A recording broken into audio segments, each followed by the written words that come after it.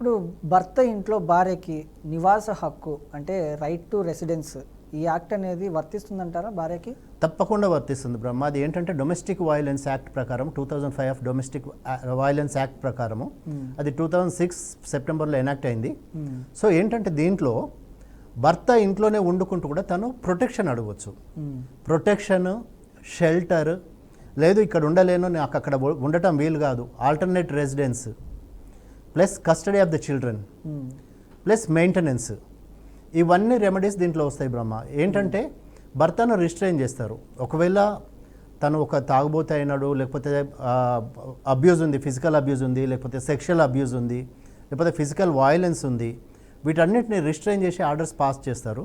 ఇప్పుడు మీరు అన్నట్టు మీరు అడిగారు కదా, దీంట్లో ఏంటంటే 60 days లోపల ఈ కేసు క్లోజ్ కావాలి, డొమెస్టిక్ వైలెన్స్.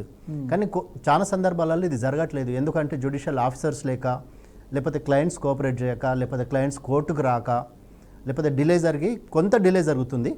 కానీ ఏంటంటే ఒకసారి కోర్ట్ ఆఫ్ లాలో డొమెస్టిక్ వైలెన్స్లో మీకు ఆర్డర్ పాస్ అయిన తర్వాత ఏంటంటే సెక్షన్ 31 ప్రకారము మీరు అతను ఒకవేళ ఆర్డర్ డిజోబే చేసినా, లేకపోతే కోర్ట్ ఆర్డర్ని బైపాస్ చేసినా, లేకపోతే ఫోర్స్ఫుల్గా అట్లనే మళ్ళీ అతను బిహేవ్ చేస్తూ ఉంటే ఏంటంటే సెక్షన్ 31 ప్రకారము అతని మీద చర్యలు తీసుకోవచ్చు. అతనికి కన్విక్షన్ పడుతుంది 1 year వరకు, ప్లస్ దాని మీద డ్యామేజెస్ కూడా ఉంటాయి.